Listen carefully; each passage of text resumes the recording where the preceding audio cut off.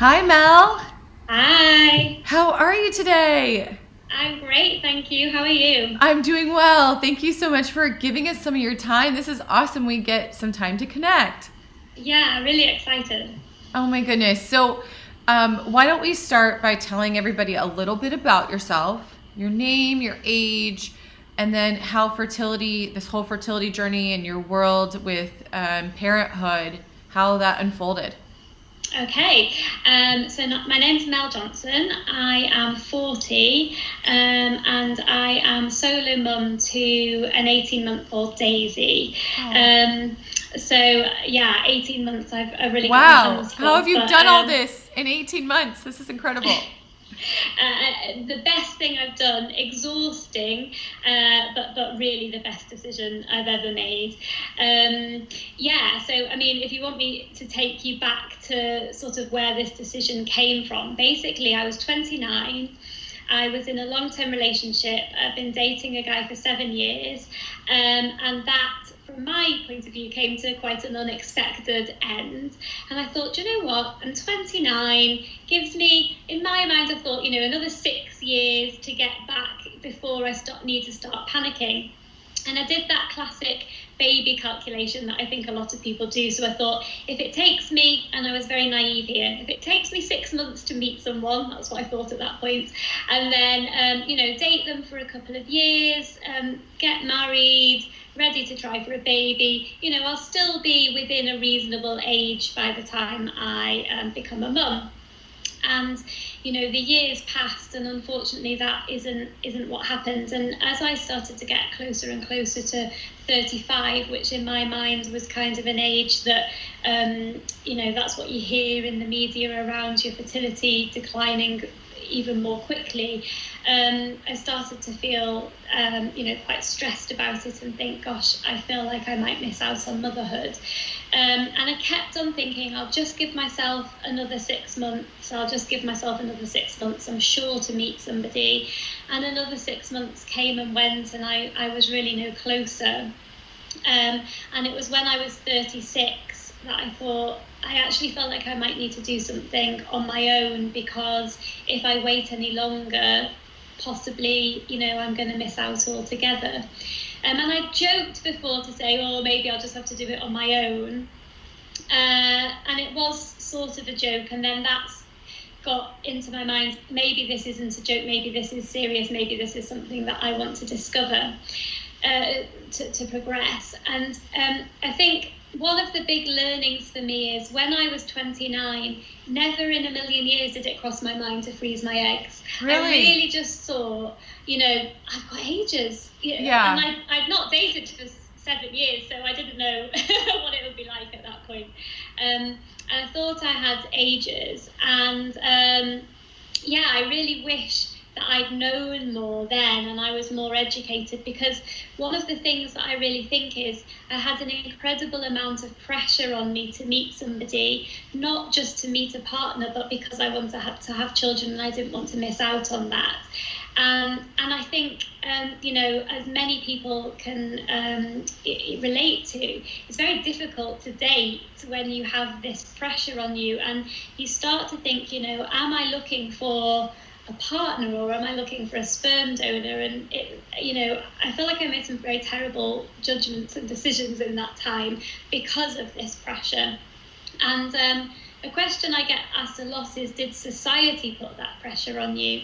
And I think, no, society didn't put a pressure on me. I put it on myself. I really wanted to be a mum. Biology was telling me there was a time limit for that. And it wasn't, something I thought I should be doing. It was something I wanted to be doing. So that pressure came from myself. But I also think it hampered my my success in dating, because it started, the older I was getting, the more difficult it was. It changes the conversation when you're dating, right? Like, it forces it to kind of like skip everything and just jump to the family component, which can be a little off-putting. And I don't know about you, but when I've been dating, I always struggle with this. I struggle with, when's the right time to tell somebody I'm an egg freezer? When's the right time to talk about what I want in life? Because it almost feels like we're asking for an ungodly thing, like, oh, heaven forbid we would want a family. I totally agree, and it does change the dynamics of going on a date, because wouldn't it be great to just go on a date and think, do I like this guy? Do we have anything in common? Is there a connection? Is there chemistry? Yeah, but in the back you're like, could he father my children? Do you think he's ready? Is he responsible? Would he be mature enough? Would he actually help with diapers? Exactly. And so I feel like it was that elephant in the room. Shall I mention this? Shall I say that this is something I'm ready for? And then as time started progressing, you think, gosh, this relationship's going to be so shortened, because, I got to 37 and I was thinking, how long am I going to be able to date someone before really we need to start trying for a baby? Otherwise, I feel like I might be too old. And I just feel like if I would have known more, there's two things I think I would definitely have done.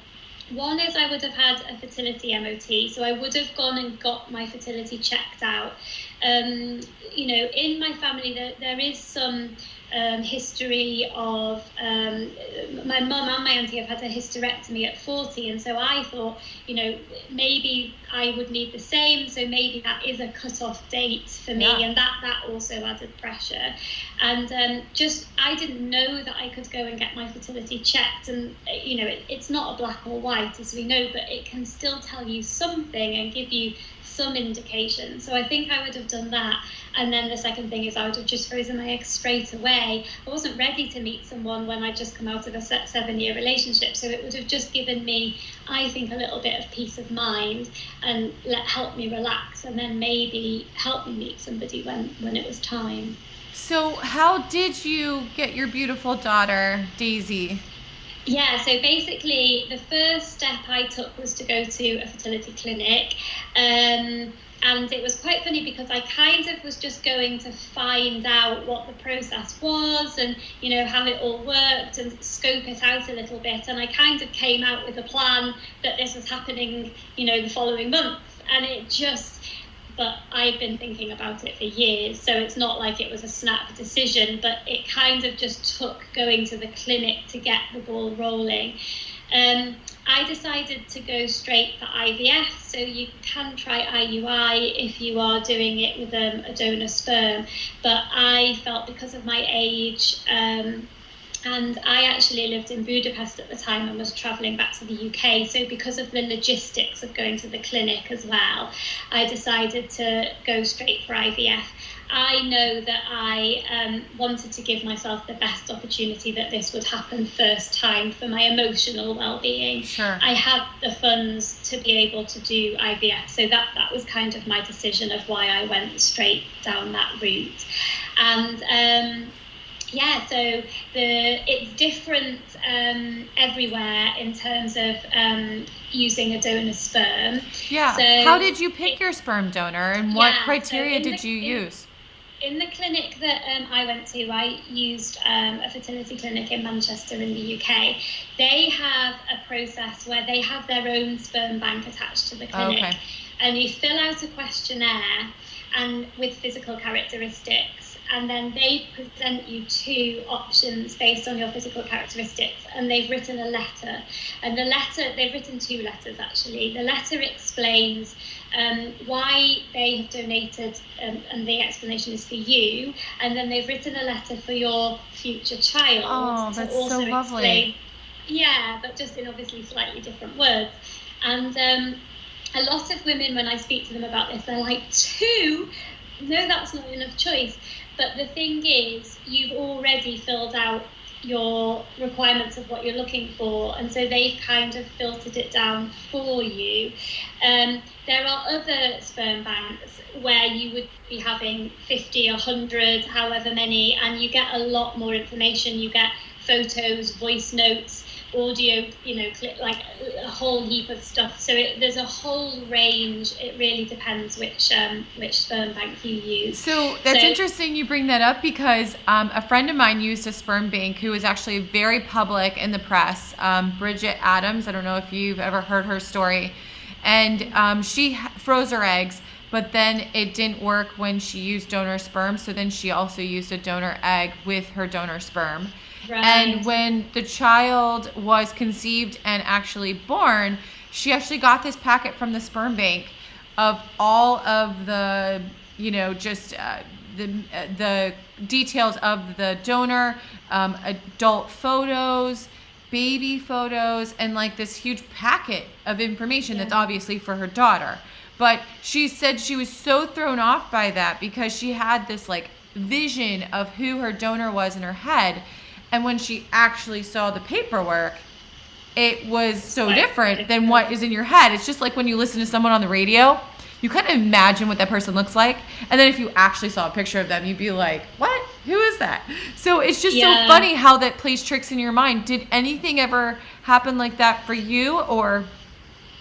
Yeah, so I talk about this a lot in terms of different ways of thinking about a sperm donor, and you can think about them as a person, as somebody who will pass traits and characteristics down, and it can start to morph into almost like a partner that wasn't, if that makes sense. Yeah. Or you can think about them more as like, I call it like a matter, which is just from a biological point of view, one of the ingredients you need to create an embryo.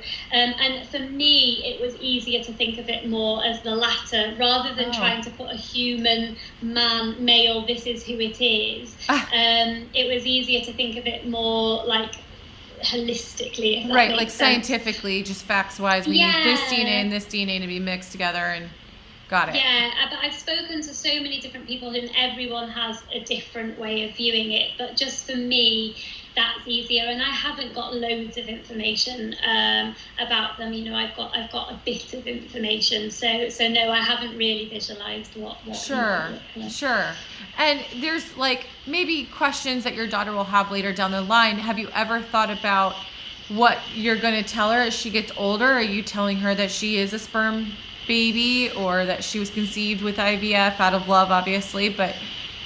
Yeah, absolutely. So complete honesty, as a solo mum or a single mum by choice, you kind of have to be more honest, because otherwise there's a they'll ask where the male person is, but I'm totally comfortable with being very open and honest about her. I've got loads of resources, so quite a lot of storybooks, different age appropriate things. I was going to suggest a few. I know quite a few good like children's books to help talk about this subject topic. Yeah, exactly. And some of them are sort of like fantasy, and others are more factual, and they change as they get older. So even now, before she really understands, I've started talking about it, and I want it to just be a completely normal and natural thing. She's very familiar that's her background. Well, and there's 8 million babies born with IVF, so it is a very normal thing now. Exactly, and I've got some other solo mum friends who live locally, and I feel like that's quite important as well, because she'll have some other children who are in exactly the same position, so that helps normalise it a little bit as well.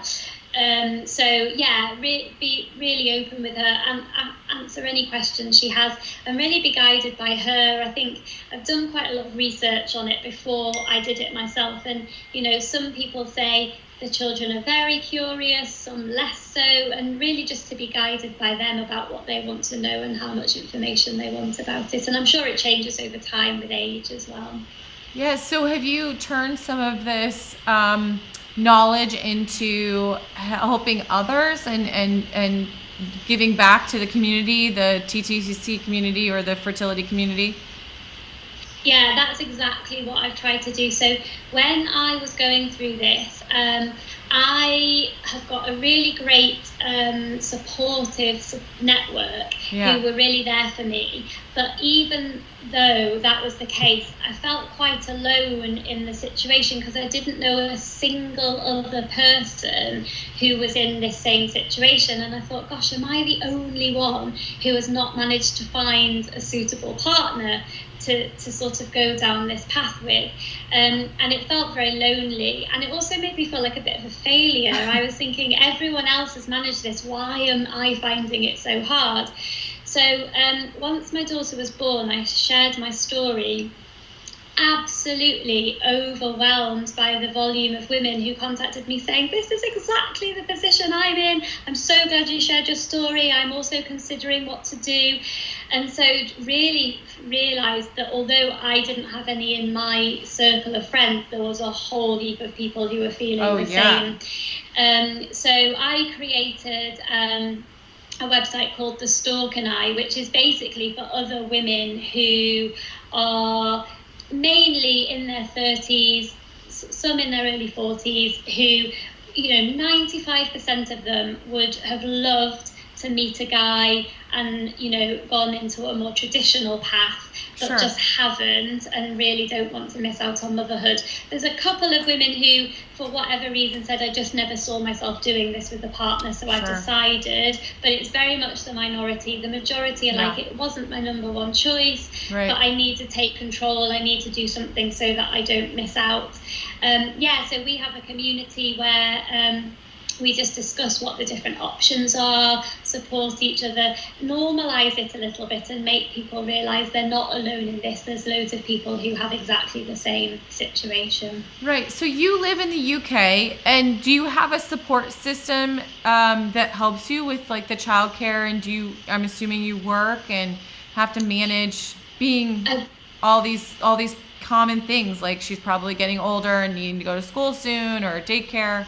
Yeah, I do, and I think this was one of the important decision points when I was making this decision. Am I going to be able to practically and emotionally manage? So I have a good support network. I am very lucky that my job is very flexible, so I can really work around, nursery at the moment, and then hopefully school. I discussed it with my mum before I went into it to say, look, this is what I'm thinking of doing. I am going to need support. Are you in favour of me doing this? And will you be able to support me? We have a lovely arrangement that she comes one night a week and stays over. And then does childcare for the following day. And what's brilliant is that one night is my night. I have a night off. She does bath time and bedtime. I can go out. I'm going to see Book of Mormon tonight with my friends. And I'm like, it's my one night out. And it makes such a difference, because just that one night allows you to sort of what a great tip for single moms out there, to just kind of figure out what day you need to give back for self-care. Are you dating still, or how is the love department? I started dating, and some people are quite shocked by this. I went on my first date 12 weeks after I had Daisy. Okay. And people are like, what? And I was like, I just felt ready. And it was amazing. The guy, it was just one date. We didn't see each other again, but I was like, I'm out. I'm having a glass of wine. We're not talking about babies. This is amazing. And so I am dating. I feel like it is easier, I'll be honest, for me, because that time pressure's been taken off. And so now I have gone back to, do I like the guy? Yeah. Yes, no. You go back to the basics. Like, is there a real connection here? Interesting. Exactly. It's so interesting. It's so fascinating. Wow. That is a great piece of info. There will be, as Daisy gets older, my daughter, she, when you're dating, I now have to consider her, if things start to progress. Yeah, when you introduce. I don't put that in at the beginning. For me, I trust my own judgment that if I like someone and there's a connection, then it will, Yeah, they'll naturally fall into your life. Absolutely. So that pressure has been taken off. Now it's just about finding time. To be apart and to have some time to date. What is the conversation that you have when they learn you are a mom? Do they ask, were you previously married? Do they ask those kind of probing questions, or is it just like, oh, okay, cool, you have a daughter, I have kids too, or maybe not? Been overwhelming positivity for two main reasons. I think one is people are like, wow, you seem to know what you want, and very confident in just making things happen, and then and brave. A lot of people say just going for it. And two is you haven't got a messy, if you like, personal situation, so there's no ex Right. involved. Oh my God, you're right. So actually, as long as someone doesn't mind you having a child, which Yeah. I'm very upfront with, and people who don't want to take someone with a child wouldn't be Yes. going out on a Yeah, first date. you move them along. Most people think it's a perfect situation. I've already got a child. The pressure for them is off, because I wouldn't be like, I want a child right away because of my age. Right. And they don't have to cope with any, ex or any situation like that. So actually, it's been really positive from people. No negativity about it. And how do you feel about like IVF in general? Is it like, do you feel like the stigma's kind of gone on that front too? So I think the stigma of IVF, I think, is definitely massively changed. So it's, I wouldn't say gone, but I would say, definitely on the right. Yeah, exactly. I think the stigma for solo mums is earlier days, and I'm fighting hard to try to change it. So I think a lot of people categorize all single parents together, and solo mums have gone into this mostly through a very well thought out situation. They've had to finance a lot of it themselves. So what I find is that a lot of, or all single parents are put into one category, and actually when you're a solo parent and you've decided and chosen to go down this path, it's taken a lot of consideration. You have to already have planned financially how you're going to go through the treatment firstly, and then look after yourself and your child. It's something that's very considered, and I have been following some research that's been going on about it, and the research shows that actually the solo mum community is quite different. It's a unique community that needs to be looked at separately, and I don't think that really, I think that's in its infancy.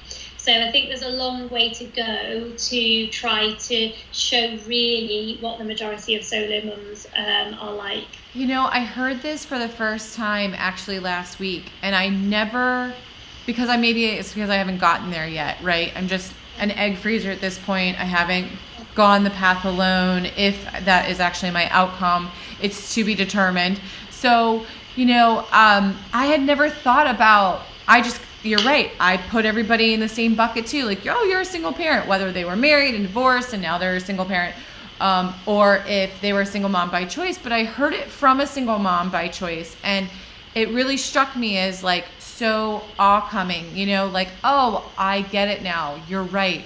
Like, you took the path and all the energy, and there is no other parent to give the child to for breaks. So, like, literally, it's only you. And that concept really resonated with me, and I completely understand how that would be something you would kind of just want to clarify, because it's not, you're right, there is no sticky situation, but then there's also no backup help. Yeah, and what I always say is it's not a competition, so it's not one person saying it's easier or harder, it's just quite different. And I think that there are very different challenges, actually the exact opposite challenges, because as a solo parent, exactly what you said, there's no one else to help. So you, one of the biggest things is trying to get some time to yourself for self-care, for doing other things.